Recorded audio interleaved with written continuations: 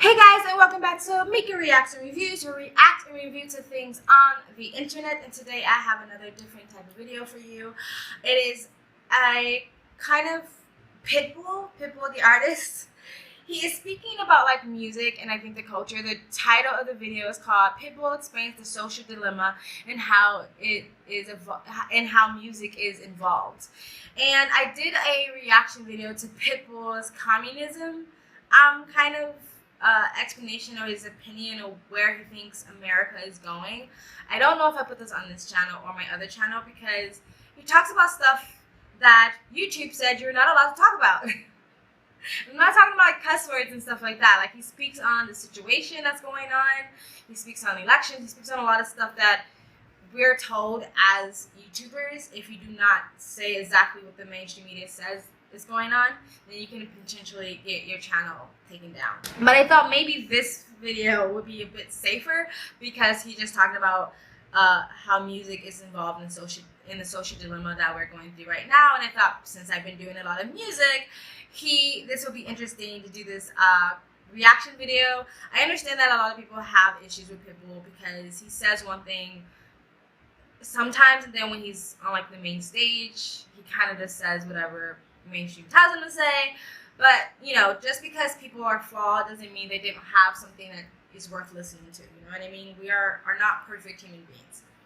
So let's get right into it. All right. To be able to bridge these two worlds together, that I think has been overlooked for many years. When you say those two worlds, the two worlds as far as the Latin culture. Yes, thank you. All right, and I would say the general public. Now, the thing is that between the Latin culture, blacks, Caribbean, anything that has to do with anything that moves African, we all relate. And that's one thing about hip hop.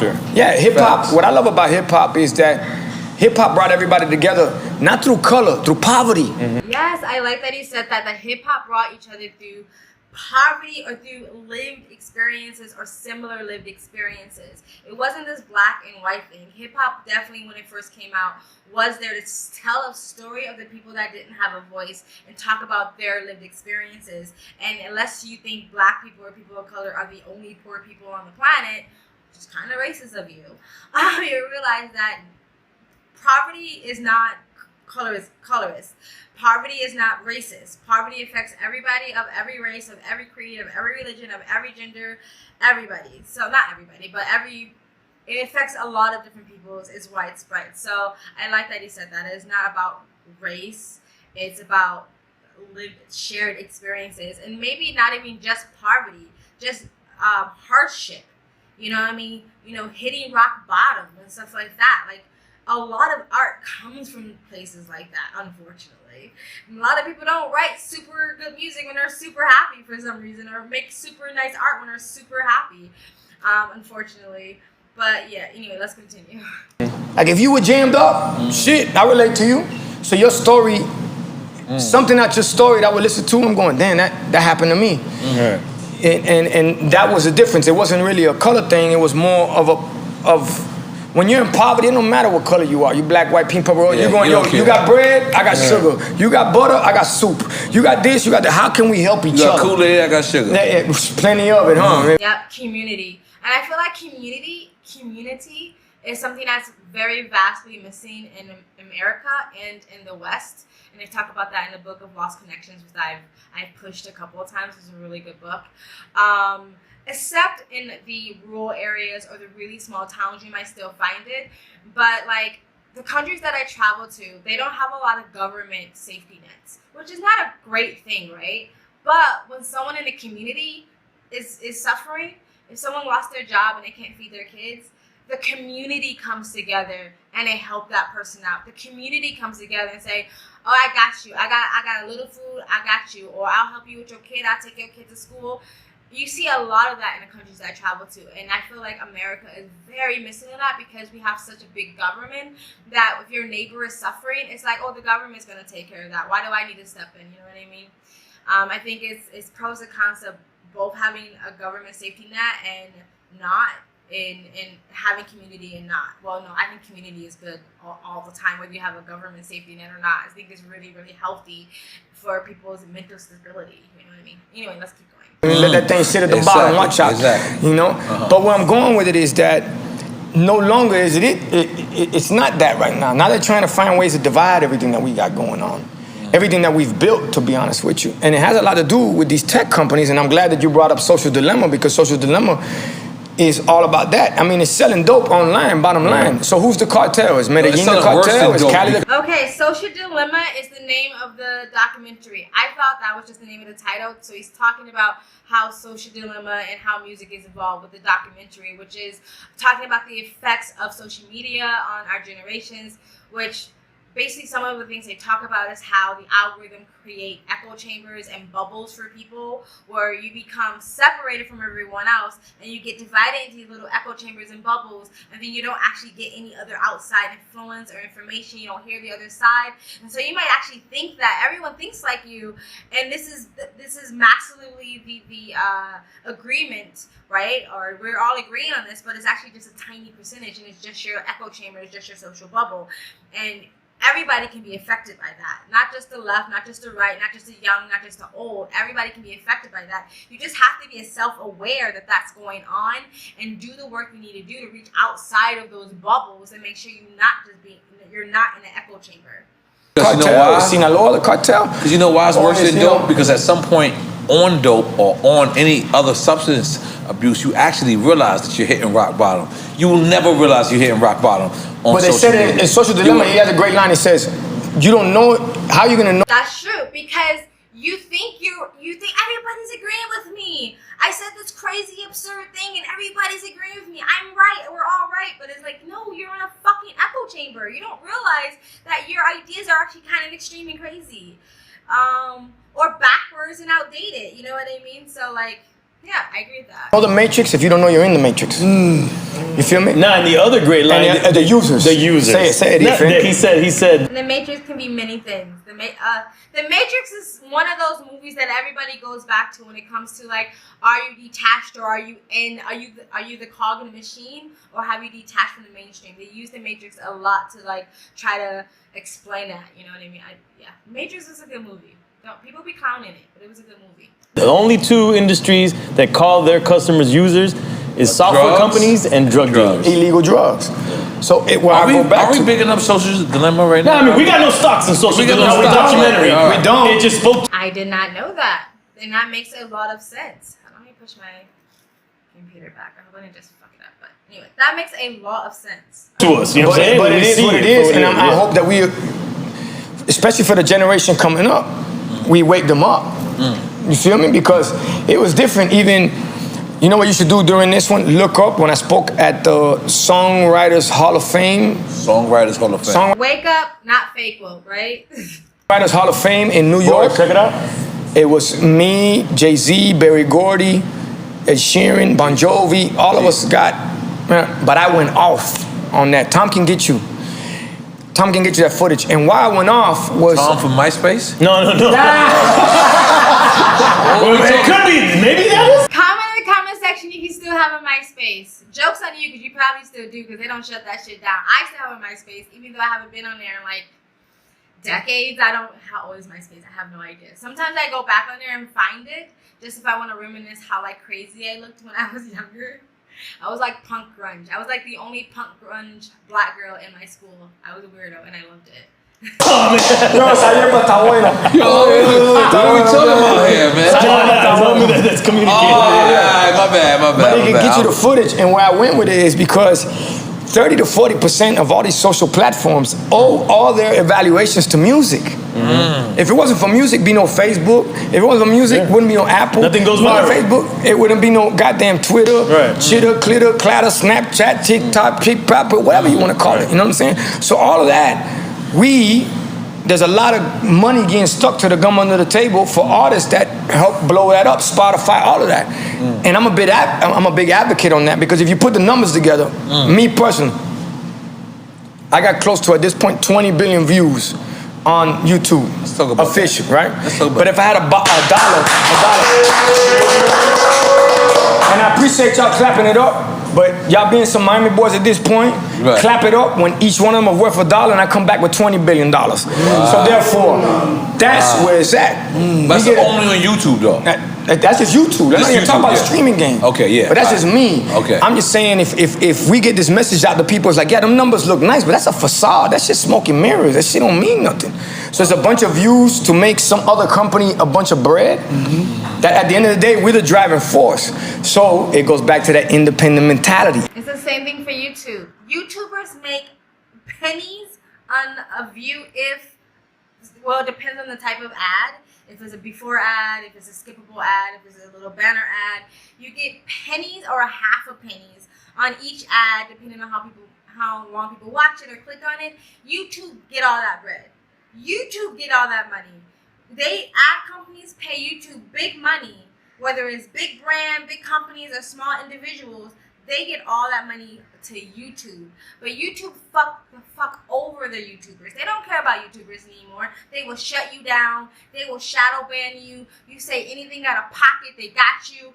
But they make all that bread. We, the YouTubers, especially the ones who were from the beginning, they build YouTube. But they don't get that money unless you're a PewDiePie or Jenna Marbles or somebody big like that. YouTube get all that bread. And that's why people need to start creating their own platforms, creating their own websites, detaching. Because the thing is, there's a lot of big YouTubers right now on YouTube. If YouTube kicked them off or YouTube went down right now, they wouldn't have a business. Maybe they have a large enough fan base where they can tweet their fans and be like, oh, follow me over here. But it's harder than you think to transfer over fans, to transfer over subscribers. It's harder than you think. And so you got to start doing that sooner or later. And I'm listening to my own advice. If you're thinking about starting a YouTube channel or TikTok or Instagram or Snapchat or whatever, Minds, BitChute, whatever you're thinking of trying to do, make sure you keep in mind you need to get an email list. You need to get all your followers' information, and you need to transfer them over to your own website. And then when that gets big enough, you need to get your own server, because if it's like a website like like Shopify or WordPress or whatever, and they can shut you down if they wanted to. So if you get your own individual server, it's harder to do that. Basically, if you decentralize your website, that takes time. But that's where you should be working towards. And I'll be shocked if any of these really big YouTubers haven't thought about that yet, because they're putting a lot on the line. And that's why a lot of them are super careful what they say.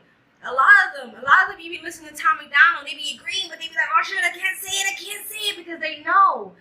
They got 500,000, they got 1 million followers. They risking everything if YouTube tries to shut them down. So if they were smart, they would decentralize that shit. They would get that information. So if YouTube did shut them down, they'd be good. It goes back to what Luke drove in me. It goes back to my grandmother being a rebel next to Fidel Castro. My aunt being a political prisoner in Cuba. My mother fleeing through Pedro Pan, Peter Pan. My father bringing over Mario Boatlift. That's our mentality. We look at shit and we going, what you mean we can't take that? Of course we can. It just may be more chest than checkers. Creed. I just feel rich right now. Yeah, go ahead. Creed. I hope you get a check from Creed, though. No, I ain't getting no check from Creed. They better holler at me. We gotta figure this shit out. We gonna get your cologne now. Listen, and you gonna get your cologne. All right, yes. Just let me see what it smells like. I'm gonna bring it back. Can I say that I love to see men get together and talk about smart things? That is the most sexiest alpha male thing I've seen, when men can get together and have tough conversations and talk about shit like this. And there's a couple of other channels that do stuff like this that I haven't really, responded to. Maybe at some point I'll react to those channels too. But I love that. And don't get me wrong, I love my ladies, but my whole life I've seen, the message, lift women up, women need to come together. I don't see men being promoted to talk to each other. I don't see that a lot in our mainstream media. That's not the narrative. So when I see it, and it's a good, hard conversation, it's intellectual, that is so fucking sexy. I love it. I'm a Creed, the different, what's the different shit? What's the other shit that I am? None of y'all niggas? That you are? I'm a different Creed. This is Imperial. No, this is Aventus. I'm an Imperial guy. Right. I apologize. Don't worry about it. You still smell that? It smells good, Papa, but let's make your own. You don't smoke weed? We can make your own. Here and there, but not in this kind of atmosphere. You say we're gonna make things from, We said we're gonna make our own. Listen, I definitely need a liquor connect. But I'm gonna do wine. This shit is way too hardcore. We could definitely do it. It's way too hardcore. Let's not skip what we were saying. Yeah, I'm so sorry. Saying is this. It's too important. It's too important. You gotta love this guy, man. Of course. No, I'm here to listen to you Miami boys right now. Yeah. I'm the New York guy. Yeah, you're a Miami boy now at this point. A little bit. And look, he lived in Kendall even on top of that. Hey, man. Where we going with this? 152. Yes. I did live in Kendall for a second. New York's the big apple, Miami the pineapple. So I went from my apple to apple. I'm still in the apple, baby. Let's go. Continue, Take a shot of my wine for that. Hold on. Boy, like that shit. Let me get Get that bottle. Bean. I'm Bean. No, I do like this shit. That's just good. That's just really good. Hold on. Wait for me. You Miami boys is too y'all too fast. Salud. Para que lo sepa. Okay, hablamos. Dale. Yo, to Pitbull, make some noise! Fuck that, the trenches. We together. And it's a blessing, man, to be able to shoot the shit with y'all. And more than anything, to be able to do it on some real shit. And you got an album coming out soon? Wait, don't skip what we was talking about, guys. Come on, man. Look, there's a lot of things happening and we're very blessed. But I go back to, if every view we got $1 for, if I'm at 20 billion views, it'd be $20 billion. And what label you signed to now? I don't got a label that I'm signed to, but we're independent. You got tech incubators that you sponsor, right? We got, kudos. I really like that. I like when people, they come up and they don't forget where they're from and they reach back and they help other people. Kudos. We're part of it's called Emerge Americas, which is all the startups coming out of Latin America, that they were all shut down in Silicon Valley, Silicon Alley, Silicon Paradise, but here. Don't get me wrong though, like if they do well, then Pitbull is going to make a lot of money. So don't get me wrong, but still it's nice what he's doing. Here, we've given them a platform. Right. We've had that for 8 years with a partner of mine, and it's been great for us, to be honest with you. And we've created, I think, 2 unicorn companies at this point, meaning companies that are worth more than $1 billion. And mind you, I'm glad that Teach is here, by the way, showing up, talking about, hey, I see you show up Olo, but you see how it is? I just show up Olo, and somehow, some way, them angels show up, you feel me? Right. And Teach was one of the first guys to ever put me on to tech at that level. I would say maybe 2011 or 2012, Teach put me on the Uber, if I'm not mistaken, right? So he's always had his eyes on that. When it comes to me and I see opportunity, I just always look at how do we get a piece of what they got going on and earn our keep now. I'm not trying to take food out your mouth. Right. I'm just trying to bring food to the table. Mutually beneficial. That's it. That's it.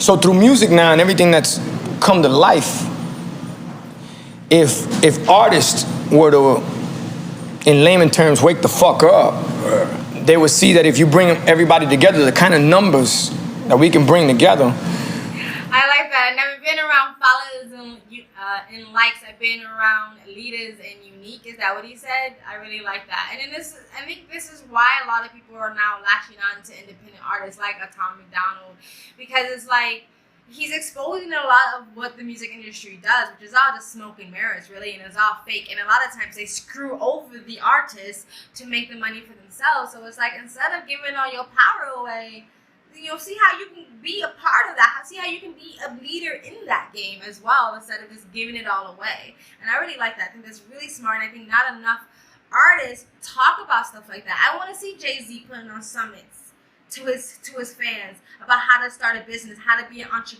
entrepreneur, how to diversify your income, how to invest, how to do dividends and all this stuff. I want him to see him do that. And maybe he does and I missed it. I haven't seen him do it, but I want him to see it. Like Eminem, come out to teach your fans how to actually do this stuff. I feel like the only time they ever want to have a platform is when it's come to cake for your political opponent or tell their fans that you're victims and you're oppressed. It's like, why don't you teach your fans and your people who look up to you how to get to where you are and do it the smart way? Because Jay-Z is not a dumb man. He is a smart dude. He came out for Kaepernick and then he turned around and took that damn deal because it's all about him at the end of the day, and it's all about his fam and his money. He's gonna do what's good for him, and I can see that. And that's why I get frustrated when these people get so many followers, and it's like, they hang on every word they say, but they're not saying anything of substance to help these people, lift them out of poverty and help them help themselves. It's like, teach them how to do what you're doing and continue. That we can bring together, we can run a network. We can run them boys to cut a certain deal. But everybody's so caught up in this vanity and this bullshit that if you look at the names, it's called followers and likes. I never been around followers and likes. I've been around leaders and unique. I run around motherfuckers that's different. You're different. EFN different. Crazy Hood was different. Teach different. Everything, Mauricio different. Anything we ever did, we were different at what we did. And that's why we attracted to each other and then wanted to help each other. So believe it or not, I looked forward. And I think that's why Pitbull has been getting a lot of BS, like a lot of backlash, because like I saw his video he did about communism and kind of giving his opinion about what's going on in America. You know, a lot of like these conservative people were shooting him out, like Daily Wire and PragerU and Ben Shapiro, and a lot of the comments was like, well, fuck Pitbull because he voted for Biden, fuck him. He's talking about communism, he voted for the Democrats and stuff like that. First of all, you don't know who he voted for. People can say whatever they say in your face. You really think 50 Cent voted for Biden after he said the thing about his taxes? Come on. So they can say whatever they want in public, and I think that's what he's talking about. Like, he knows that, like, yeah, some certain instances I gotta kind of craft my words because this and that and this. But at the same time, I don't care who he voted for. It doesn't mean just because he voted for Biden, doesn't mean that what he's saying now isn't legit or isn't relevant, or doesn't mean that he doesn't mean what he means. It doesn't mean he's not genuine. Maybe he just honestly had a problem with Trump and that was just it. And he really felt like in his heart that Biden was the better president. Or maybe he just said what he needed to say to get out of the interview and he votes however he wants to vote. Let's continue. Forward to for a long time to have this kind of conversation, because where I'm out and about, I have to be almost every interview I do is like a goddamn fucking deposition.